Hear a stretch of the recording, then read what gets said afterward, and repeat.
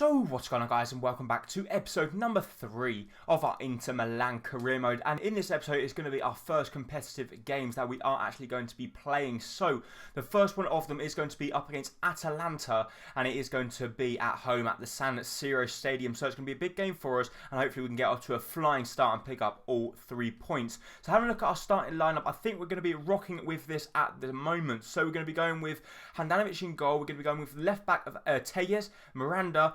Starting at centre-back, making his debut will be Varane, and also making his debut at right-back will be Tete. Then in the midfield, where we got 2 CDMs, one goes by the name of Kondogbia, and the other is our new signing Saul from Atletico Madrid. On the left, we have Perisic. In the cam position, we have Jovetic. Up top, we have Icardi. And on the right, also making his debut, we have Mahrez. So we've got 4 debutants in this first game for us, and there's even more on the bench. So let's see if we can pick up all 3 points in our first competitive game. So looking at the lovely stadium here, is the first time I'm actually playing in the San Siro, believe it or not, because I cannot actually remember the last time I played in the San Siro in FIFA 16, probably in Ultimate Team or maybe even in Seasons. But look at that, we've got massive crowd support for our first home game of the season. Martin Tyler and Alan Smith are going to be commentating over it, which is a little bit unusual, but anyway, let's see how we get on. Please, guys.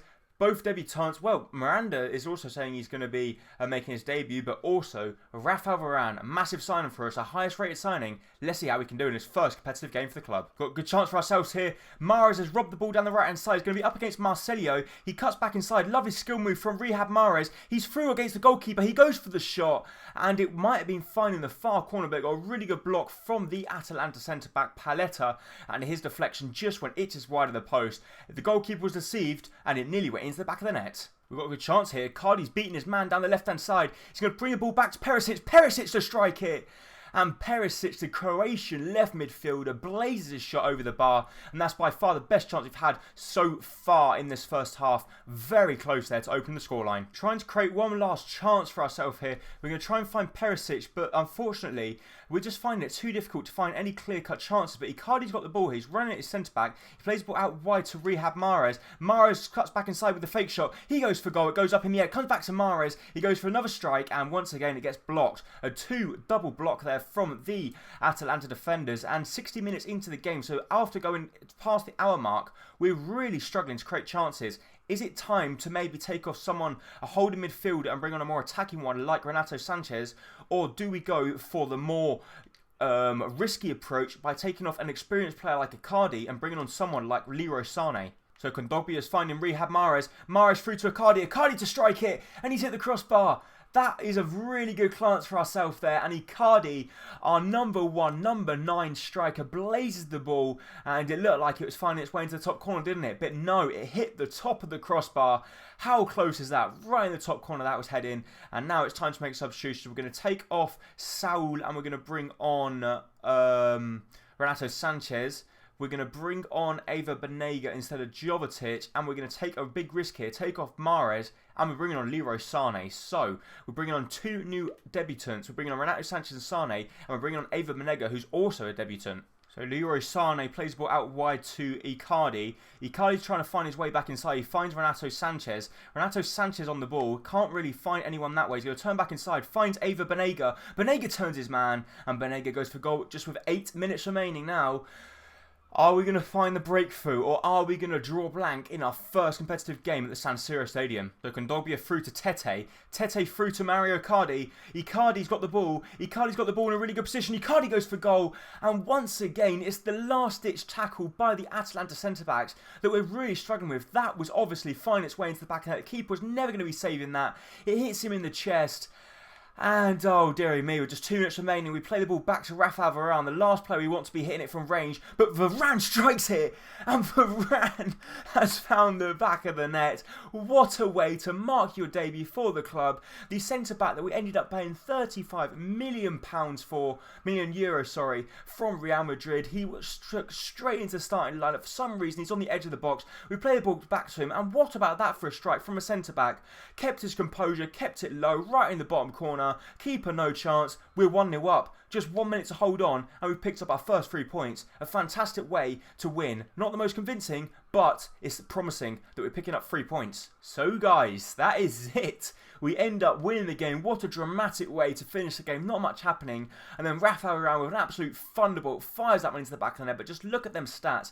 We had 13 shots compared to Atalanta's 1. They didn't really get in our box at all. But my man of the match does go to our right back, Tete. He did play very well. But having a look at the performance from all of the players, we can see there, it was okay. Perisic picked up a good rating. We got a good rating for Mahrez.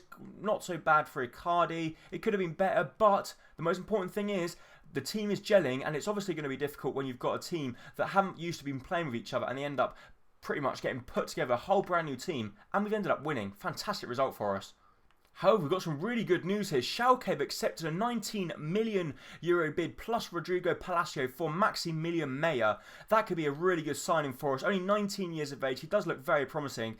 And in all honesty, he could take the position off of Jovetic, because Jovetic didn't actually do anything in that previous game. And unless Jovetic pulls up his socks, he could be out the door or drop into the subs bench. So we've actually got a transfer offer here for Brozovic.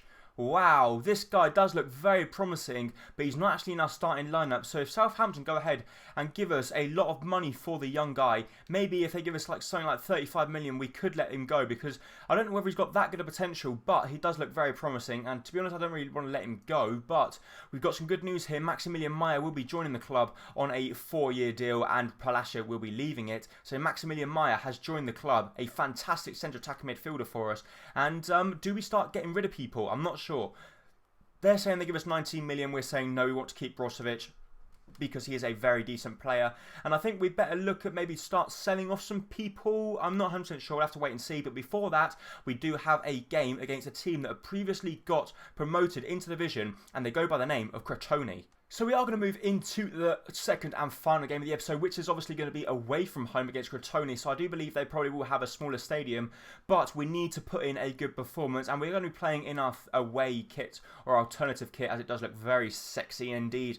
And the only change we've made for this one is that Renato Sanchez has come in for Kondogbia, because Kondogbia didn't really impress me that much, and I think Renato Sanchez could give a little bit more attacking threat in the team, because let's face it, we only just won that game from a centre-back scoring a wonder goal. If it wasn't for that, and maybe a little bit of unfortunate that Icardi's shot hit the crossbar, we probably wouldn't have won that game. We may have a good chance. We skip the ball over the top to Mario Icardi. Icardi isn't the quickest player in the world, but he's going to cut back inside with a fake shot. He tries to squeeze the ball back through to Renato Sanchez, as Renato Sanchez is breaking forward, and that is the reason why he's in the team, because he provides more of an attacking threat than what Kondogbia does. And maybe what I'm planning to do in the future is play Renato Sanchez from the start to try and get that goal, and when we're trying to secure the lead that we've already taken in the first half or in the last 20 minutes of the game, we can bring on someone like Kondogbia who can sit deeper in midfield, and he won't push so far forward, and will provide a little bit more security at the back for us. So Saul's got the ball on the edge of the box here. We're going to try and find a way through. We can see Jovetic through the middle, and he tries to squeeze the ball through to him. We've still got the ball, and Jovetic, that's why, for me, Jovetic just takes too long on the ball. He's not very agile, he's not very quick across the ground, and I think we're needing someone that's quite quick across the ground at centre attacking midfielder, especially as we're only playing with one striker up front. And I think maybe Maximilian Meyer, who's actually on the bench for this game, as we just brought him into the club from Schalke in a 19 million deal, could provide that for us. So maybe in the second half you could see an appearance, once again, another debutant making his appearance for the club.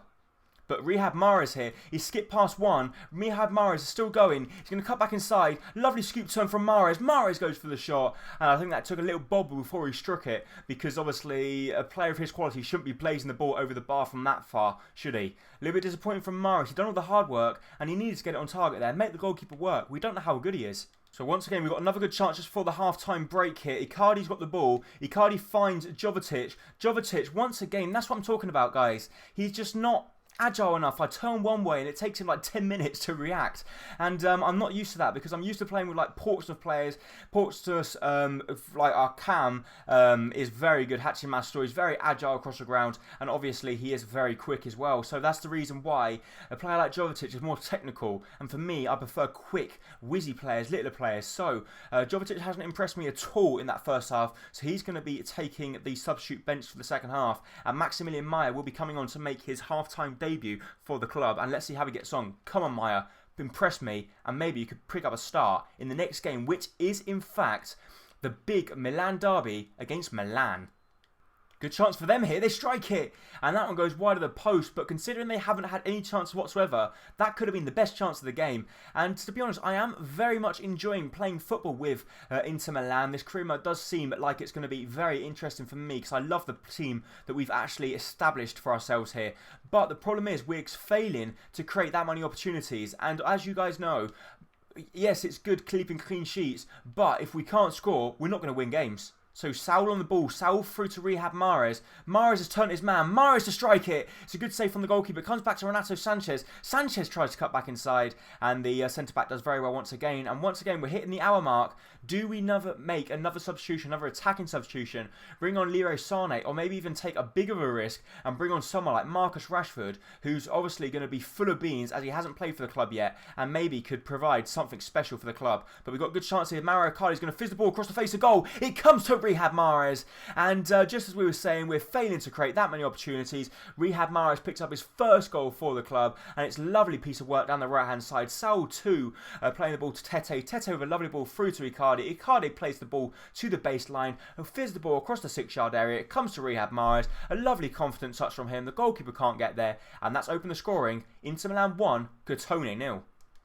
So good chance here for Crotone. They've turned us down the left-hand side. Alex Telles obviously is very quick across the ground. It's a good ball in. And Handanovic, lovely experienced goalkeeping from him there as he comes out and clears the danger. That's what centre-backs love to see. A goalkeeper coming out full of confidence and getting two strong fists on the ball and punching the ball clear out of harm's way and out of danger.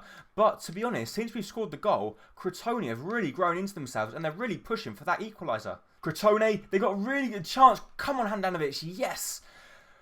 Wow, how are we holding on to this? We've given the ball away. Handanovic just made a fantastic save and then he gives the ball away. Rehab Mahrez trying to get back. They cut back again and they... Oh, I thought we scored an own goal. How close is that? Miranda diving in, nearly comes off his shins and goes into the back of the net. We are going to make substitutions now. Saul is going to be coming off and we're going to bring on Kondogbia and we're going to bring on Marcus Rashford for Mahrez and...